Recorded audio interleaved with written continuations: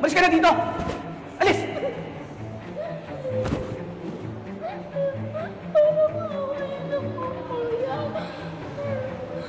Hindi po ako uwi hanggang hindi po ako nakakabenta. Kuya Guard, sobra ka naman. Bata lang yan. Hindi ka ba naawa? Kitang-kita kung paano mo sinira yung paninda niya. Ano bang problema mo?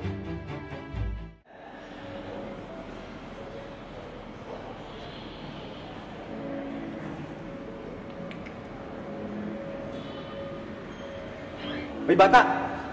Ikaw na naman, ha? Ilang beses ko ba sinabi sa'yo bawal dito? Malis ka na! Sige na! Kuya, Guard, parang awa niyo na po. Kailangan ko po magbenta. Pangbaon ko po sa school. Di ba sinabi kong bawal nga dito, di ba? Malis ka na dito! Alis!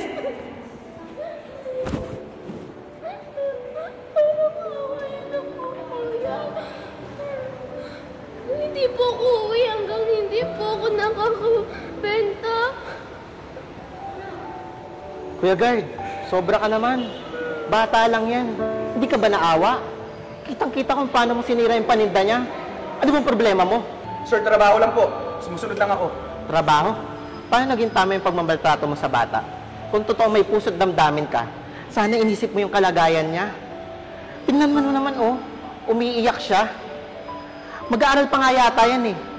Pero nagtatrabaho para sa pamilya at pambaon niya. Ang hirap kasi sa inyo, masyado kayong masusungit. Nasaan yung manager dito o supervisor?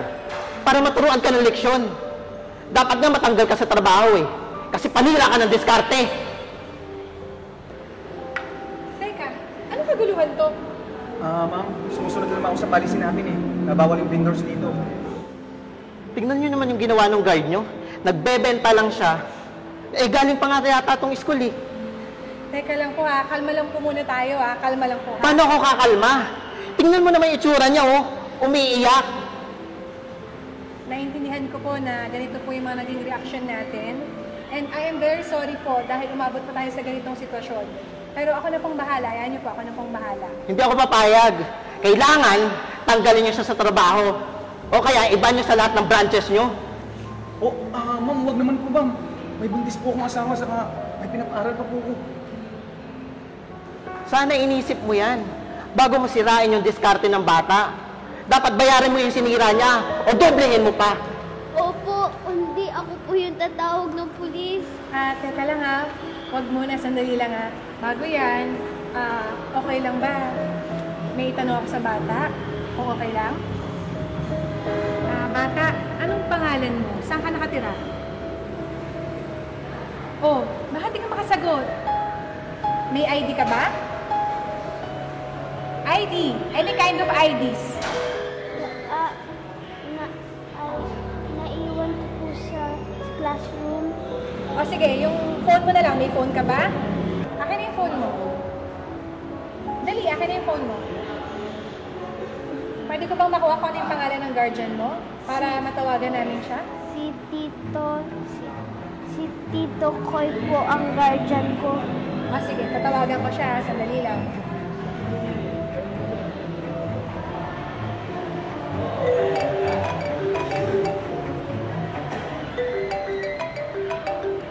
Teka lang ha.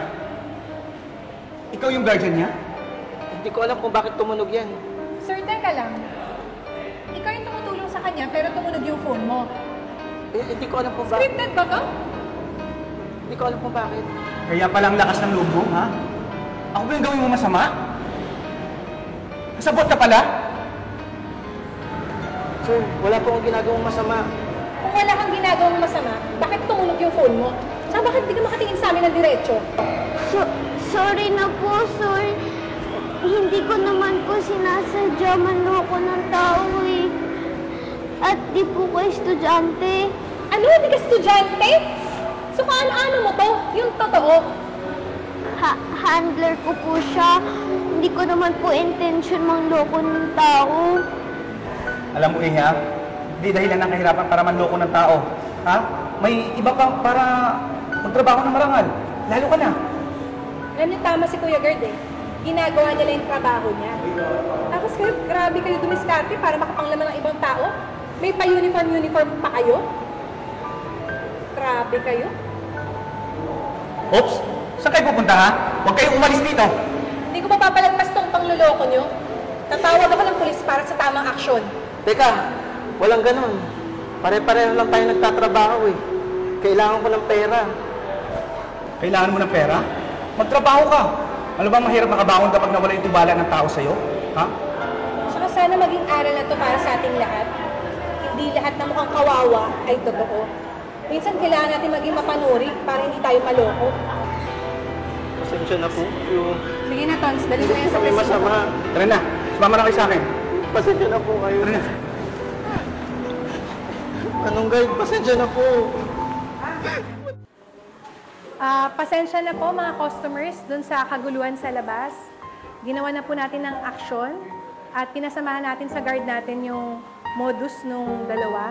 Pasensya na po kayo ha kung nagkaroon ng commotion. Dahil po dyan, bibigyan po namin kayo ng 10% discount sa mga binili nyo ngayon. Maraming salamat po sa pag-intindi. Grabe. Kaya nga. Kala ko pa naman yung bata yung kawawa. Yun pala scammer. Buti na lang, alerto si Kuya Guard. Kung hindi, dami na naman naloko nun. Walang magawa talaga ng modus. Wow, napakabait naman pala talaga daddy ng may-ari ng Cafe Mido. Kaya gusto kong balik-balikan tong place na to eh. Maganda na, mabait pang may-ari. Oo nga. Kaya nga.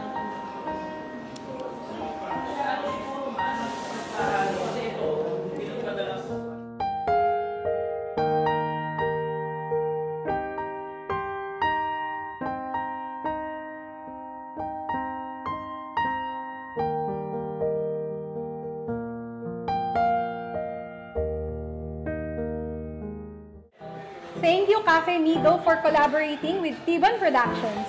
Gusto niyo bang makatikim ng kape na nasa bag? At masarap nilang tinapay? Tara na! Punta na sa Cafe Mido, your daily dose of cozy. Located at Victoria Sports Tower. And And this is the Bill of Night, where green is always fresh! Go, go, go! Alam mo, Iha, hindi dahilan ng kahirapan. Ha? Para manluto na... Para manluto. Sorry. Para manluto. Para manluto. Sorry. Ando na eh. Hindi na lang, hindi na lang. Ay, matapos na tayo.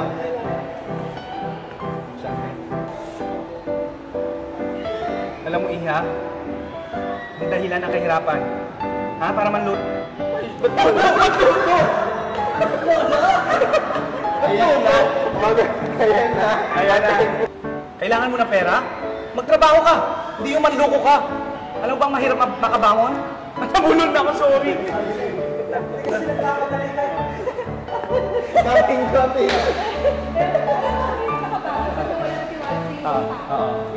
Ayan. Kanalo!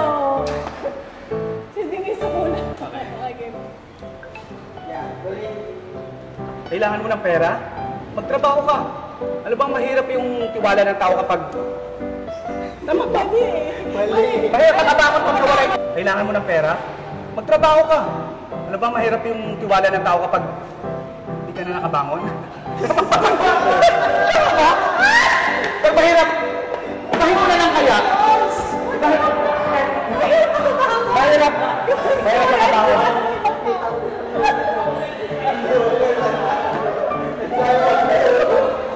Hirap makabangon kapag nawala. Ulo tawag. Sigurag nga.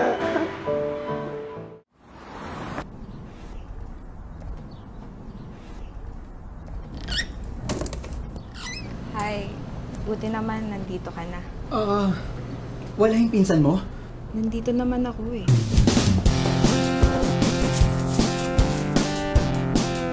Mahal, ang swerte ko naman sa'yo. Nakapasa ka sa pagsubok ko. Kaya mahal na mahal kita eh. Robust. Subok na. Effective talaga. Astig to.